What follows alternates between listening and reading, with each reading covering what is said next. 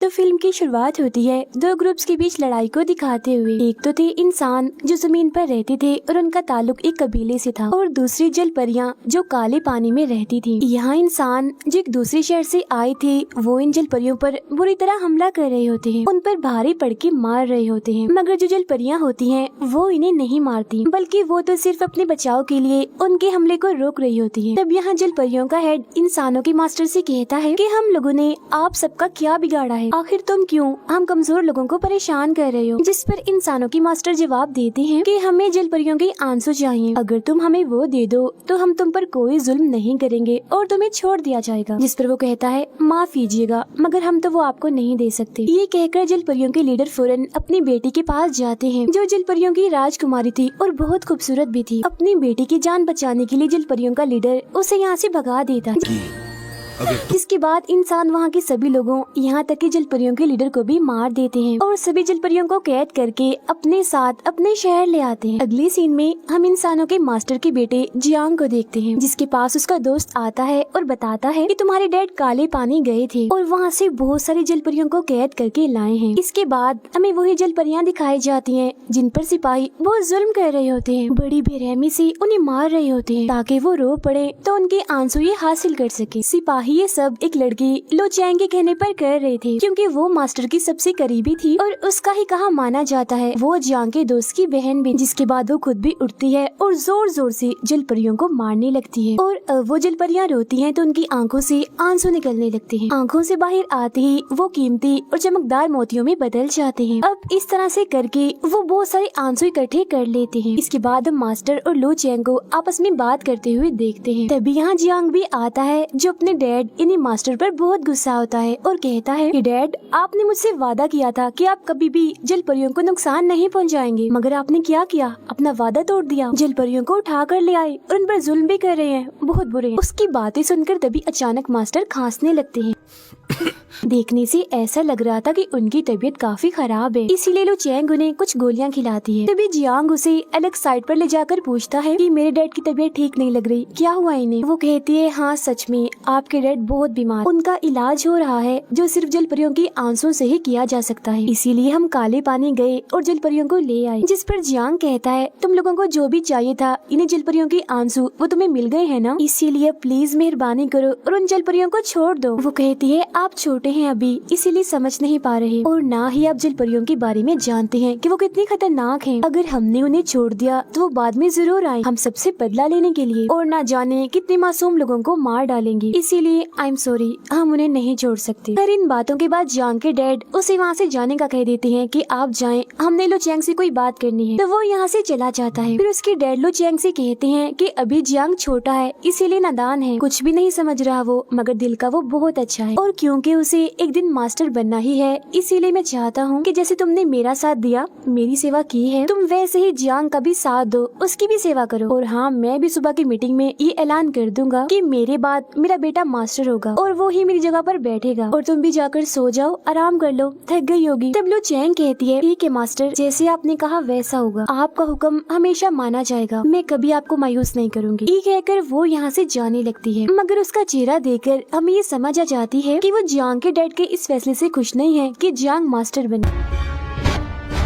फिर मास्टर भी अपने कमरे में चले जाते हैं, जहाँ तभी उनके पास जियांग आता है जो उनके लिए चाय लाया था। वो कहता है ये चाय लो चैंग और उसका भाई पहाड़ों पर से लाए हैं, ये बहुत अच्छी है जिसे पीकर अब जल्द सेहतयाब हो जाएंगे। फिर तो मास्टर चाय पीने लगते हैं और जियांग से कहते हैं बेटा मैंने आपसे कोई जरूरी बात करनी है। जियांग कहता है जी डैड कीजिए, मुझे भी आपसे कोई बात करनी है। और फिर वो अपने डैड से पूछता है अच्छा आप लोगों ने अपना काम कर लिया हो तो क्या हम उन जल परियों को छोड़ सकते हैं, बहुत जुल्म कर लिया उन पर, अब बस कर दीजिए। जो सुन उसके डैड नाराज हो जाते हैं और कहते हैं तुम ऐसे ही फजूल बोले जा रहे हो, कुछ नहीं जानते तुम इस सब के बारे में जो हम कर रहे हैं। जल परियां बहुत ही खतरनाक होती हैं, वो इंसान का रूप लेकर जमीन पर आती हैं और एक के बाद एक इंसान को मारती जाती हैं। वो तो अच्छा हुआ मुझे लो चैंग ने सब के बारे में बता दिया, वरना तुम्हारा वादा पूरा करने के चक्कर में मैं उन जल परियों को ऐसे छोड़ देता और उनके साथ कुछ न करता। तब जियांग कहता है आपकी सोच गलत है, जल परियां इंसानों को नहीं मारती, सुनी सुनाई बातों पर आप यकीन मत किया करें डैड। जो सुन उसके डैड गुस्सा हो जाते हैं और कहते हैं क्या मैं तुम्हें पागल नजर आ रहा हूँ। इतना कहते ही उनके सीने में दर्द होने लगता है और देखते ही देखते अचानक से ही उनकी मौत हो जाती है।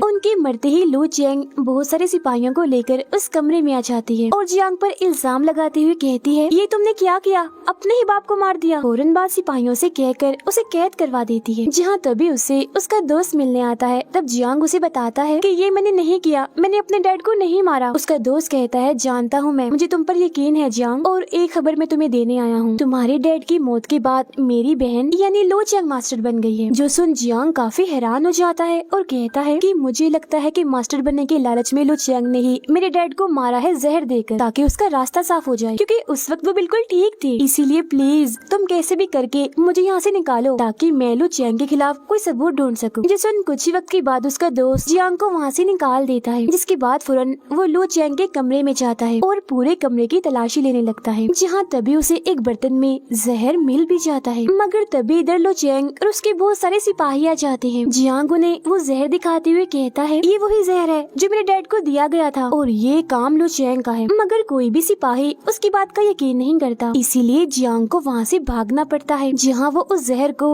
महल में ही छुपा देता है। इसके बाद हम अगली सुबह का सीन देखते हैं, जहाँ भागकर जियांग एक नदी के पास आ गया होता है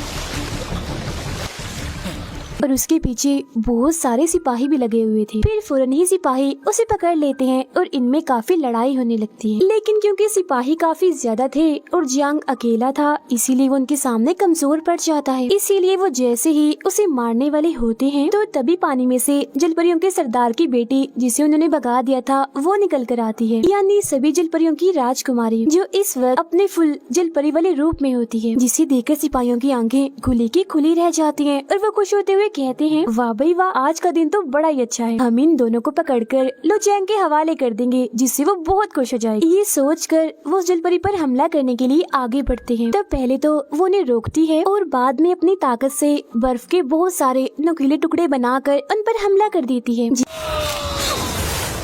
जिससे वो लोग डर जाते हैं और यहाँ से भाग जाते हैं। जिसके बाद वो जलपरी इंसानी रूप में आकर यहाँ से जाने लगती है। तब जियांग उसे रोकते हुए कहता है, तुमने मेरी जान बचाई, ए खूबसूरत लड़की, अपना नाम तो बताती जाओ ताकि मैं भी किसी दिन तुम्हारे काम आ सकूं। मगर जब वो जियांग के सूट पर उसके शहर की मोहर देखती है तो उसे बहुत गुस्सा आ जाता है और वो उस पर भी नोकदार बर्फ से हमला करने लगती है। जिस पर जियांग कहता है, अरे ये क्या कर रही हो तुम, अभी तो तुमने मेरी जान बचाई और खुद ही मेरी जान लेना चाहती हो। जलपरी कहती है, तुम्हारे शहर के लोगों ने मेरे सभी अपनों को मार दिया और जितने बचे थे उन्हें अपने पास कैद किया हुआ है, तो तुम ही बताओ मैं तुम्हें कैसे छोड़ दूं। मैं अब तुम्हारे शहर के लोगों को मारने जा रही हूँ, अपने लोगों का बदला लेने के लिए, जिसकी शुरुआत मैं तुम्हें मारकर करूंगी। जियांग कहता है, अच्छा मेरी बात भी सुनो, मेरे डैड को तो मेरे अपने ही शहर के लोगों ने मार दिया, मैं भी उनसे बदला लेना चाहता हूँ और मैं उस शहर से काफी अच्छे से वाकिफ हूँ, वहाँ की एक एक जगह के बारे में मुझे पता है, तो मैं भी तुम्हारे साथ चलता हूँ। इस तरह से मैं बदला भी ले लूंगा और जो तुमने मेरी जान बचाई है उसका हिसाब भी बराबर हो जाएगा। जिसके लिए वो जलपरी मान जाती है और वो लोग उस शहर के लिए निकल जाते हैं, जहाँ जियांग अपने रास्ते में आने वाले बहुत सारे बच्चों को खाना खिलाता है, जो देखकर जलपरी को बहुत खुशी होती है। अब जियांग जलपरी को खुश करने के लिए उसके लिए सफेद रंग का प्यारा सा सूट और एक छतरी भी लेकर आता है। जिसके बाद वो दोबारा से आगे बढ़ते हैं, जहाँ तभी वो रास्ते में देखते हैं कि लो चेंग के कुछ सिपाही एक लड़के से लड़ रहे होते हैं, मगर वो लड़का इतने सारे सिपाहियों के सामने कमजोर पड़ जाता है। इसीलिए जैसे ही वो उसे मारने वाले होते हैं तो तभी जलपरी उसके चारों तरफ एक हिफाजती कवर लगा देती है, जिससे सिपाही उसे कुछ भी नहीं कर पाते। और अब जियांग और जलपरी मिलकर उन सभी सिपाहियों से लड़ते हैं और एक एक करके उन्हें मार देते हैं। फिर वो उस लड़के से पूछते हैं, ये लोग तुम्हें क्यों मार रहे थे? तो वो बताता है,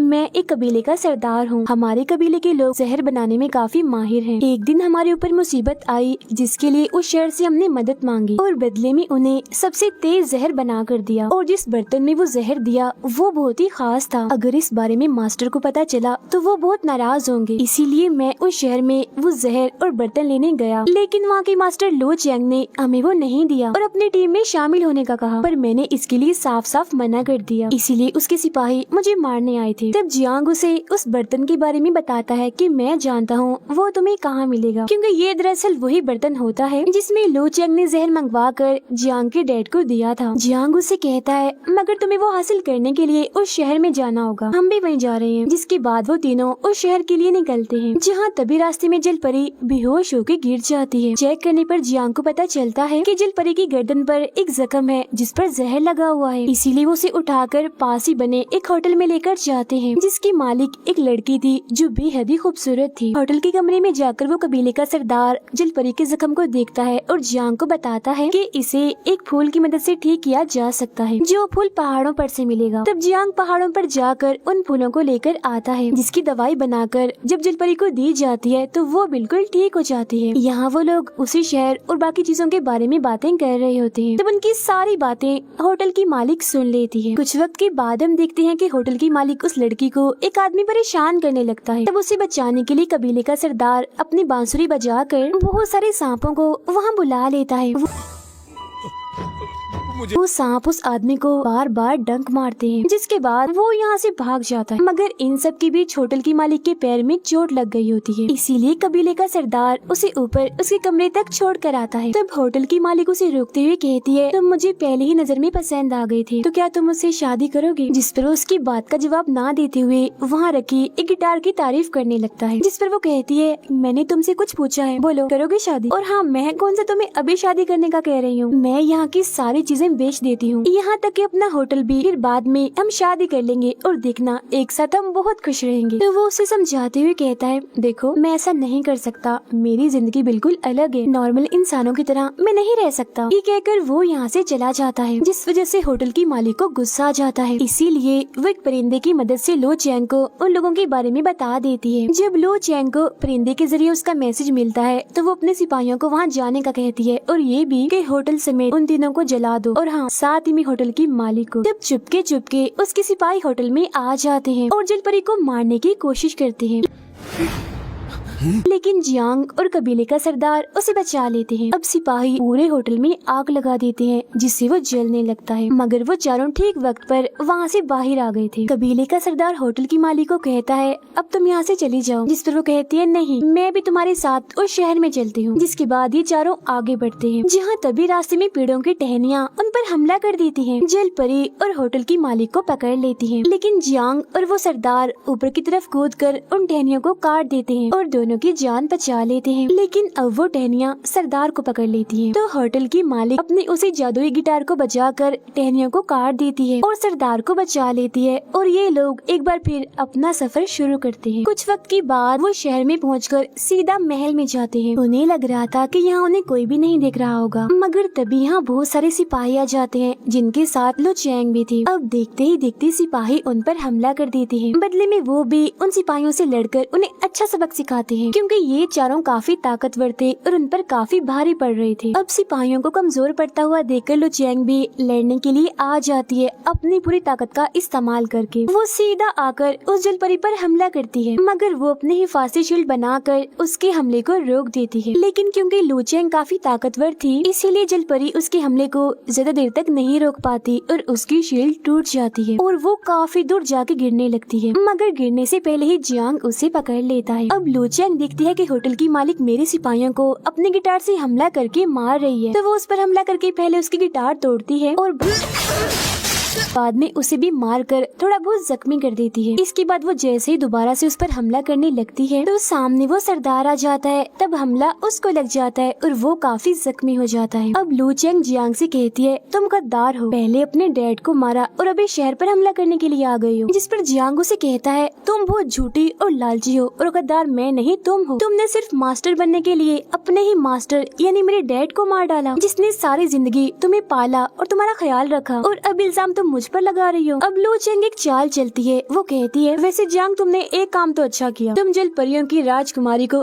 खुद यहाँ हमारे पास ले आई। इसके बाद वो जल परी को भड़काने लगती है कि तुम्हारे डैड को किसी और ने नहीं बल्कि जियांग के डैड ने मारा था और तुम्हारे सारे लोगों को भी उन्होंने ही मरवाया था। इसके बाद वहाँ बहुत सारा धुआं आ जाता है। तभी यहाँ जियांग का दोस्त आकर इन चारों को यहाँ से ले जाता है। वो अब नीचे जेल के पास जाने लगते हैं, जहाँ रास्ते में वो जल परी गुस्से में और रोती हुई जियांग से पूछती है कि क्या वो सब सच था जो लो चैंग ने बताया। वो कहता है हाँ सच है, मगर मेरे डैड ने वो खुद नहीं किया, बल्कि लो चैंग के कहने पर किया था। उसने तुम लोगों के बारे में उल्टा सीधा मेरे डैड को भड़काकर ऐसा करवाया। जल परी कहती है मगर मेरा क्या कसूर था? तुम्हारे डैड के भड़कने की वजह से मेरी जिंदगी अजाब बन गई। मेरे डैड मुझसे छिन गए और आधे मेरे लोग मारे गए, मगर इसी दौरान उसे जेल में से अपनी बहनों की आवाजें आने लगती हैं। इसीलिए ये वहाँ जाकर उन सबको छुड़वा लेती है। इसके बाद जब वो लोग यहाँ से भाग रहे थे तो तभी उनके रास्ते में लो चैंग आ जाती है, जिस पर जियांग का दोस्त इन्हें लो चैंग का भाई उसे कहता है बहना तुम्हें जो चाहिए था वो तुम्हें मिल गया। तुम मास्टर बनना चाहती थी ना, तो तुम बन गई हो। तब तुम्हें क्या चाहिए? छोड़ दो इन्हें और जाने दो प्लीज। मगर वो अपने ही भाई पर अपनी ताकत से हमला करके उठाकर उसे काफी दूर फेंक देती है, जिससे वो बेहोश हो जाता है। इसके फौरन ही बाद लो चैंग के सिपाही उन पर हमला करने लगते हैं, मगर जल परी एक बार फिर अपनी ताकत से बर्फ के नुकीले टुकड़े बनाकर उनकी तरफ करती है और हमला करने से रोक देती है। मगर तभी यहाँ लो चैंग भी अपनी ताकत का इस्तेमाल करके जल परी की रुकावट को तोड़ देती है, जिसके बाद उन चारों और सिपाहियों के बीच एक काफी बड़ी लड़ाई छिड़ जाती है। अब लो चैंग जल परी पर हमला करती है, मगर बीच में आकर जियांग उसे बचाने की कोशिश करता है, जिसके बाद वो दोनों मिलकर लो चैंग से लड़ने लगते हैं, मगर वो काफी ताकतवर थी, इसीलिए वो उसके सामने नहीं टिक पाते। तो लो चैंग उन पर हमला करके दूर फेंक देती है। और अब जैसे ही वो जल परी में अपनी तलवार घुसाने लगती है तो बीच में जियांग आ जाता है और वो तलवार उसके आर पार हो जाती है। ये देख जल परी को बहुत गुस्सा आ जाता है और वो जोर से चिल्लाती है, जिससे लो चैंग और उसके साथी काफी दूर जाके गिरते हैं। अब जियांग जल परी से कहता है तुमने मेरी जान बचाई थी, लो देखो आज मैंने तुम्हारी जान बचा ली, तो मतलब आज हिसाब बराबर। मगर उसे जख्मी देकर जल परी रोने लगती है और उसकी आंखों से आंसू निकल आता है, जिसके बाद उसका जिस्म गायब हो जाता है और उसकी सारी ताकत उस आंसू में चली जाती है। और अब जैसे ही वो आंसू जियांग के अंदर जाता है तो वो बिल्कुल ठीक हो जाता है, जिसके बाद हम देखते हैं कि वो जल परी अब सिर्फ एक छोटी सी मछली बन गई है। तब लो चैंग पीछे से आकर जियांग पर हमला करती है, मगर बिल्कुल जल परी के शील्ड जैसा एक हिफाजती घेरा उसके चारों तरफ बन जाता है, जिससे जियांग को कुछ नहीं होता। और अब जैसे वो ये देखता है कि लो चैंग ने मुझ पर हमला किया हुआ है तो वो उल्टा उसी पर ही हमला करके काफी दूर फेंक देता है। फिर वो उससे पूछता है कि आखिर ये सब तुमने क्यों किया? वो कहती है मैंने इस शहर के लिए बहुत मेहनत की, मगर मास्टर गद्दी पर तुम्हें बिठाना चाहते थे, जिससे मुझे बहुत जलन हुई। ये जानकर जियांग को बहुत गुस्सा आता है और वो उस पर एक ताकतवर हमला करके उसे जान से मार डालता है और बाद में वो अभी शहर का मास्टर बन जाता है। इसके बाद हम सरदार और होटल के उसी मालिक को देखते हैं, जहां अब दोनों ही एक दूसरे को पसंद करने लगते हैं और जल्द ही शादी भी कर लेते हैं। उधर सारी जल परियां अपनी उस राजकुमारी यानी उस जल परी को मछली वाले रूप में ही लेकर काले पानी चली जाती हैं, जो उनका घर था। फिर जियांग का दोस्त उसके पास आता है और बताता है कि जब मैं मास्टर को चाय देने के लिए तुम्हारे पास आ रहा था तो तब रास्ते में लो चैंग ने चाय में कुछ मिला दिया था, मगर तब मैंने उस पर ध्यान नहीं दिया। लेकिन अब मेरी समझ में आ रहा है कि दरअसल वो जहर था, इसीलिए मुझे इस बात का अफसोस है कि मेरी लापरवाही की वजह से मास्टर की जान गई। इसीलिए तुम चाहो तो मुझे कोई भी सजा दे सकते हो। मगर क्योंकि वो दिल का काफी अच्छा था, इसीलिए जियांग उसे माफ कर देता है। इसके बाद हमें काफी सालों के बाद का वक्त दिखाया जाता है, जहाँ होटल की मालिक और वो सरदार जियांग से मिलने आते हैं, जहाँ वो दोनों बहुत खुश थे और उनके दो प्यारे प्यारे से बच्चे भी होते हैं। फिर इधर ही हम उस जलपरी को भी देखते हैं जो काले पानी जाकर ठीक हो गई थी, मतलब वापस असली रूप में आ गई थी। वो भी अब जियांग से मिलने आती है। दोनों एक दूसरे को देखकर बहुत खुश हो जाते हैं और इसी के साथ ये फिल्म यहीं पर खत्म हो जाती है।